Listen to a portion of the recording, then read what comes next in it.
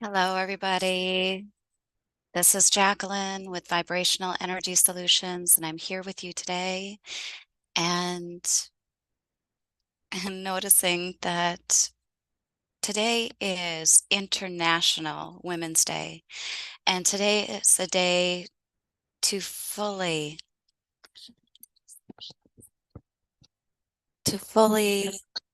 embody what it means to be a woman today. And I need to take the headphones off because there's an echo and a delay. So I'm hoping this is going to record okay. So today I wanted to bring you something very special, but it's it's about being the woman that we were born to be. So throughout this lifetime, we've been taught how to behave, to be good, to sometimes not be seen, not be heard. And it's about using our voice. If you look out in our world today, our world needs our nurturing, our love, and to step into the divine feminine essence that we are. And today, in order to do that, I believe we have to create the greatest relationship in our lives, and that's right here within our hearts. And it's knowing the presence of love, the presence of Source, the presence of God, the presence of Spirit within our own heart, coming home to our own heart. So today I wanted to give you 3 secrets to support you in this. So hang on with me for just a little bit. I'm going to tell you a little bit of story about my life, because my life has been definitely like a heartbeat, ups and downs. And it's been through a lot of trials, a lot of losses, and recovery, which is exciting because it's all about how we step forward in the world, building our resilience and who we are. And it's not the things that are there to break us.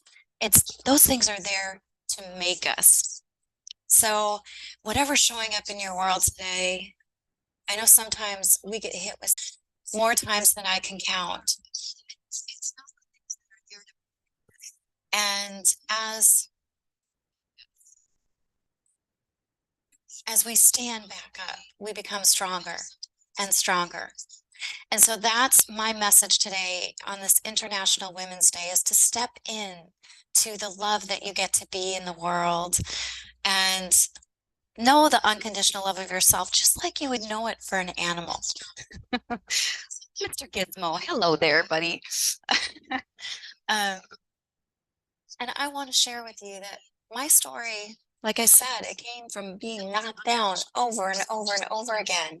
And it's in the getting back up that you get stronger and stronger. So I want to encourage you, maybe somebody that's down today, maybe you're struggling with your own suffering, your own trauma, your own triggers, your own addictions. And today is a day where you get to stand up and you get to nurture yourself and love yourself, because that is the primary relationship that matters most. Because until you heal what's going on here, you're constantly going to find reflections in the world that show up for you to show you what you have yet to heal. And that's the hard truth, is we need to take self-responsibility and stand in our confidence and stand in our self-love. And that is by really nurturing. So secret number 1 is nurturing that inner child, because we all still have that inner child inside of us, that inner child that was told some things, that maybe had some things done to her or him. And I want you to know that whatever happened that caused you pain, it wasn't okay, but hurt people hurt people. So if we come to life with compassion and we understand that it's only healed people that can heal people, when we're coming from a space of hurt and woundedness, we are continuing to perpetuate that in our world. And my dream is to bring healing, is to bring love, for you to want it so badly that you choose you. So when I was a small girl, I grew up in a small town in Wisconsin, and my family had pretty meager uh, beginnings. I was the youngest of 6 kids. And as the youngest of 6 kids, my mom and dad told me I was their baby until the day that they passed away. And so it was difficult to grow up and become self-responsible when I was always being told, you're our baby. You're our baby. You'll always be our baby. And so it's taken me getting knocked down to the point of becoming homeless to really choose myself, to choose my own self-responsibility, to show up for me. And so those early moments of being a young child, I'll share a couple of them with you because maybe you can relate and you can understand. And what happened to you as a child may be much worse because each one of our experiences are so different. And maybe you didn't have anything like this happen to you. But for me, I remember going to J.C. Penney's and wanting a new pair of pants because all the other kids, it seemed like all the other kids in school, the ones that were popular, the ones I wanted to fit in with, had new clothes. And I always had hand-me-downs. And so I asked for a new pair of jeans. My mom said no. I was maybe 6 years old. And my mom told me no. And I believe it was out of my own heartbreak, my own like wondering, am I worthy? Am I worthy to have a new pair of jeans? Like I'm not even worthy like the other kids to have a new pair of jeans. And so like my heart was breaking. And I know this may seem trivial to you, but to me, never really getting very, very few new things, it meant something to me. And so I started to cry in J.C. Penney's, and my mom got upset. And my mom drug us out of J.C. Penney's, and I continued to cry. And she said, if you don't stop. And I didn't stop. So she pulled the car over. She made me get out of the car, and she drove off. And I know it was out of her own, like, sadness, her own frustration, her own overwhelm, not knowing how to deal with me, even though I was the youngest of 6, and she's surely dealt with a lot worse. That it was difficult for her, and I'm sure there was a bit of shame because she actually grew up probably getting a lot of what she wanted. She always had new clothes. You know, my grandparents, they were a self-made small business in a small town in Kansas. And they ran a bakery and they were successful. And so they always had new clothes for my mom. Like when I look at pictures of her as a little girl, she always had new clothes on. So I'm sure that there was some heartbreak in her that she wasn't able to give me that. And for her, it maybe was the kindest thing that she could do was to make me get out of the car and drive off. And the way I understand, I had a sister in the car that was screaming at her to go back and get me. And so, you know, they went around this very big block in Winona, Minnesota, to get back, to come back and get me because J.C. Penney's was right next to the projects, the low income housing, and that's where I got dropped off. And so long story short, she came back and got me. So that's where my abandonment wound started. And it's until we heal these wounds inside of ourselves and we notice when the triggers come up and we can actually be self-aware enough to know what's happening. Because so many times we're just unconscious, we're not knowing what's happening. And so it's taken me many, many years to realize that that abandonment wound was continuing to come forward. And I had to nurture and love that little one within with all my heart, giving her so much love. And to do that, we bring in secret number 2. So nurturing our inner child is secret number 1. Secret number 2 is you get to be your own loving adult. You get to show up for you in the way that you would have wanted someone to show up for you. And as we do this, recognize that there are pieces of us that are fragmented. So in each of those moments when we're small children and something happens, there's like a piece of us that stays there. Like we leave a little portion of ourselves behind. And if you don't recognize this is happening, over time, you can actually feel as if you've lost yourself. And I don't know if you can relate with that. But for me, that was very much the case after an almost 20 years marriage of being married, looking in the mirror and not recognizing a woman staring back at me in the mirror and realizing that I couldn't continue doing what I was doing because I was slowly killing off pieces of my soul. And I had to find myself. I had to go on a journey, which turned into me becoming a mystical nomad and being in search of the tools and the resources to bring me back home to my heart. So, another story when I was a child where I got shut down. And, you know, my mom, I love my mom with all my heart. My mom only meant the best for me, and I know that. I know that. And I know she dealt with a lot with her own health challenges. And so if we can actually look through the eyes of compassion and create the space of love and the space for grace for ourselves and one another, I believe that's where healing really begins. And so on this day, this International Women's Day, it's all about honoring you. It's honoring the other women in your life and honoring everyone who's helped you to step into becoming the woman that you are becoming. We're in a constant state of becoming. And that's so exciting. It really is. And I know at times it can seem just incredible. And I don't know if this is live streaming. It says preparing live stream.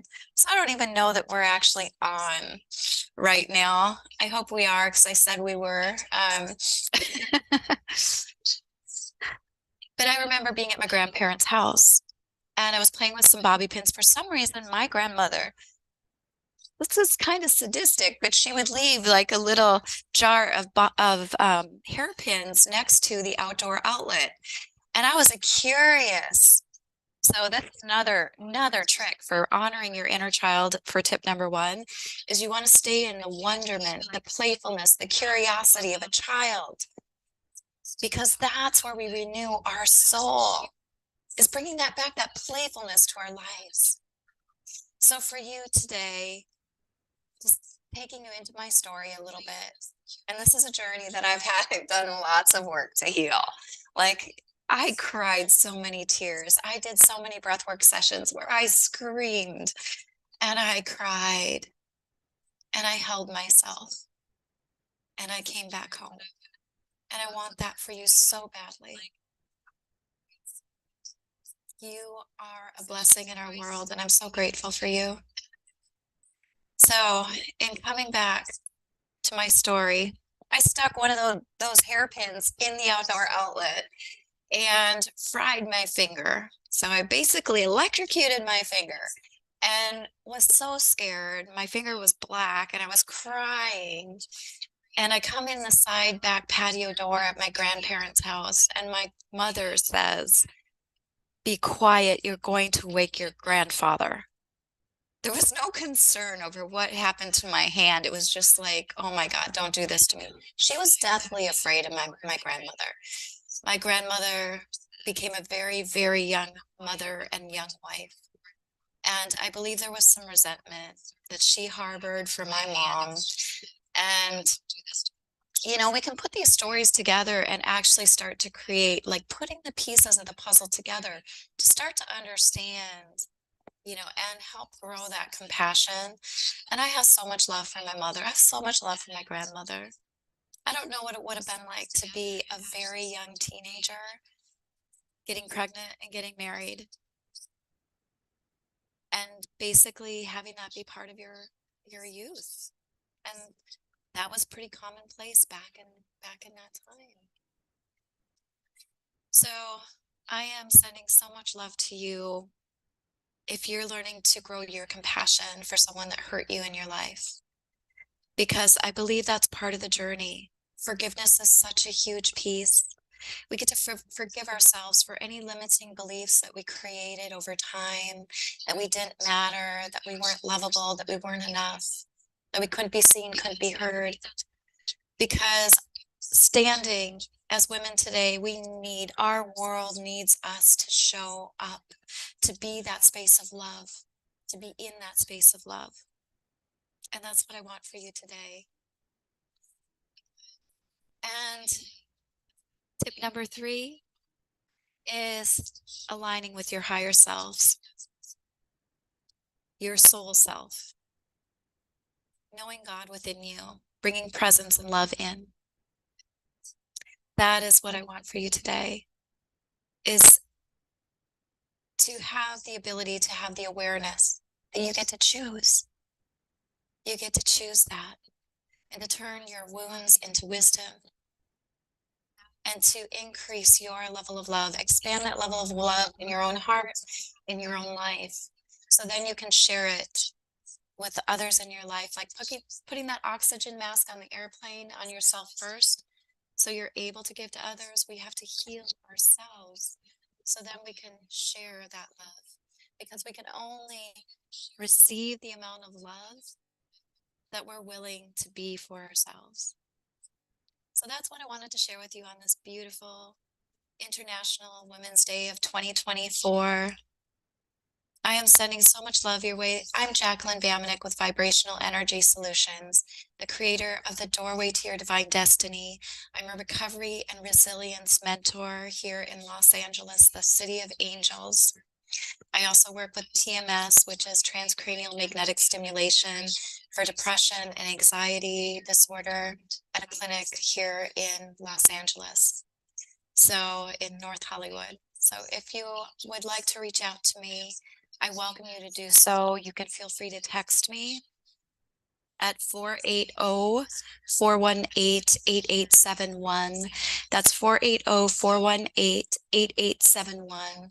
I would love to offer you a free 30-minute discovery call to see how I might be able to support you further on your journey of recovery, no matter what it is you are recovering from, whether it's loss in your life of a loved one, whether it is loss of a job, whether it is losing your sense of self, because so often we are required to wear so many masks that we often lose track of who we are. And if we know 1,000 people, there's 1,000 different masks we've worn through their eyes of perception.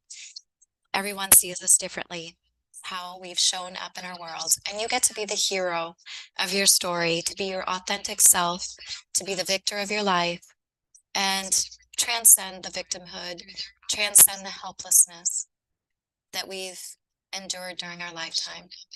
Again, I'm Jacqueline Bamanick with Vibrational Energy Solutions. Hoping you're making it a great day. I'm sending so much love your way. Bye for now.